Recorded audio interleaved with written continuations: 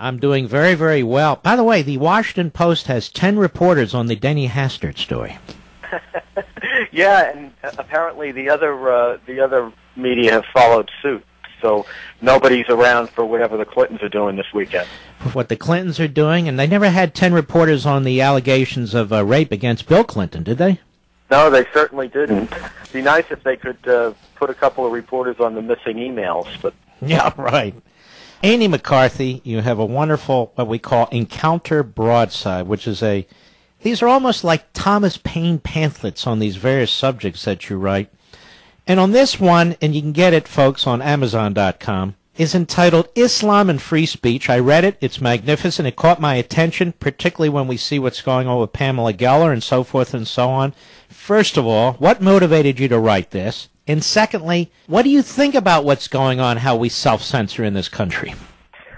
Well, I was motivated, Mark, by the fact that it really was the Charlie Hebdo massacre in Paris. I've been writing for a number of years on the topic of Sharia law, that's Islam's really societal framework and legal code.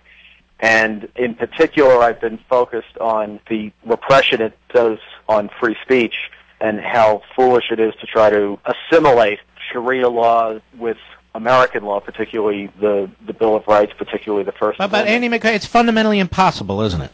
It's completely impossible. They're antithetical. And, you know, they essentially have to be, because we are, as the framers understood it, a liberty culture.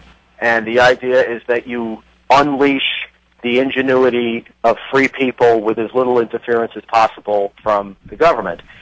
And Islamic society, and I don't mean this as a shot at them, it's simply a fact, it's an authoritarian culture because their understanding is that Allah has given mankind Sharia, which is the perfect pathway and framework for living a flourishing human life, and they therefore consider any deviation from Sharia to be a profound offense. So it's not just a faith, but this is a governing requirement. That's exactly right. They don't recognize in this classical interpretation of Sharia, which Islamic supremacists follow, they don't recognize any division between mosque and civil society, between what we call church and state. Mm-hmm. And so the timing of this was as a result of what? Writing the timing of the pamphlet was the reaction to the Charlie Hebdo massacre, which I found to be really provocative in the sense that, you know, not only was it a terrible atrocity, but you had a pouring out into the streets of a lot of people who represented themselves as friends of free expression, who in fact have been really antagonistic to free expression and have been a big part of the problem that we have in terms of the attrition of our free speech rights confronted by Sharia repression standards. Now, while your focus on this wonderful little pamphlet is on what took place in Paris, as you point out, let's project what's going on in this country today. Right. You don't have to agree with everything Pamela Geller does or how she does it, but the fact of the matter is the big media just jumped her when they were trying to do what Americans do all the time. We get together, maybe we'll mock somebody, maybe we won't, but why in the world should we in the United States fear drawing cartoons of Muhammad? No, that's exactly right, and I'll say this for Pam, regardless of what you think of her and her style, she's calling attention to a problem that gets absolutely... I think she's a hero, to be perfectly honest with you. With respect to this, and look at this comparison. She arranges this event in Garland where jihadists predictably attack it, and in most of the media, she becomes the story rather than the Islamic supremacist ideology that induces these jihadists to try to commit a Paris-like atrocity in the place. In the meantime, our own State Department colludes with 57 Muslim governments, known as the Organization of Islamic Cooperation, on a United Nations human rights resolution that basically repeals the First Amendment. And this is done under the State Department stewardship. Wait a minute, hold on now. This is news to me. When did this happen? This happened in, it was negotiated from 2009 forward, and I believe it was late 2011, early 2012. But it's called Resolution 1618, and it would make illegal any expression that incites hostility to religion. And, of course, there's only one religion that they're actually concerned about here. But this is an ongoing negotiation. The Obama administration began it in the earliest days of the president's first term. It was done under Mrs. Clinton's supervision, and it cannot coexist with our First Amendment. And yet, there you have it. You have our own government colluding in this. You haven't heard about it because there's been no coverage of that story, yet Pam Geller is a story. This is amazing to me. Now, you say we're still negotiating this. Is there a point at which... No. It was passed. It was passed by whom? By the United Nations Human Rights Council. And we signed up. We voted yes? We were the sponsor. We helped write it. So we helped eviscerate our First Amendment? Yeah, and it gets worse than that, Mark. Mrs. Clinton, of course, understands that this is completely antithetical to the First Amendment, and she therefore realizes that it's a legal problem. So in yet another speech, what she said was, if we can't make the law work to enforce this, we'll have to resort to old-fashioned methods of peer pressure and shaming.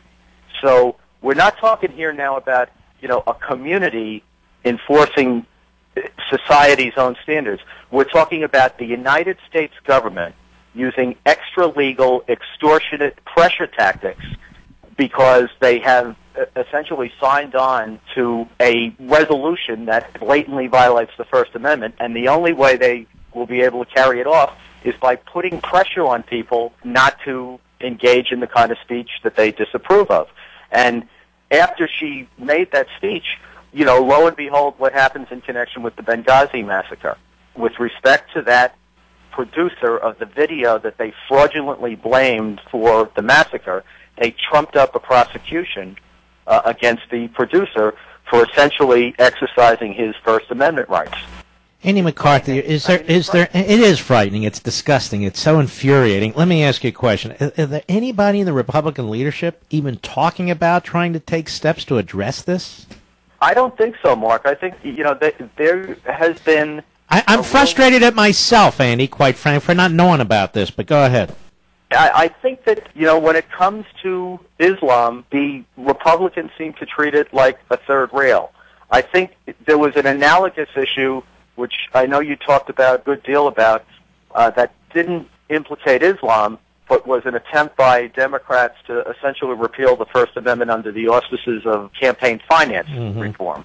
Remember, they're going to have some committee that was going to pass on whether you could put content out. And I think that in that connection, Senator Cruz, I thought very cleverly, proposed as an amendment to that legislation the text of the First Amendment. And it turned out that every Democrat voted against I remember that. And so, I wish they had done something like this with this resolution, and I certainly think it needs to be given a lot more attention than it's gotten. Because, look, this is Mrs. Clinton. This is where she's coming from. You would think that they would want to call attention to that, and they just haven't. Andy McCarthy, you are a national treasure. I appreciate it. Islam and free speech. People want to get this, they can get it at Amazon, right? Yep, that's right. Or they can go to Encounter Books website. At Encounter Books, you can read about the whole Broadside series. There's a lot of awfully good conservative thinkers who've written. I think I'm like the 42nd pamphlet in the series. I've written about 3 of them, but it's really a terrific series, and I'm proud to be part of it. Actually, you're number 42. It's right here on the cover. But who's counting? You thought they retired number 40. Right? That's right, didn't they? Yeah, it's Jackie Robinson's number. Yes. He retired. I'll have to tell Roger Kimball. He must have screwed up on that one. Just so everybody knows, you're a big Mets guy. I am, yeah, and we don't have any number 42s, I assure you. No, but they're playing a hell of a season. I'm not really able to talk about it, They're on another station. Right. Islam and free speech, Andrew C. McCarthy, the smartest guy on all this stuff you can possibly imagine. Amazon.com, Encounter Broadside. Have a wonderful weekend, brother. Thanks, Mark. Thanks for doing this. All right, take care. Very important. I didn't know about this. What's wrong with me? Well, now we all know about it.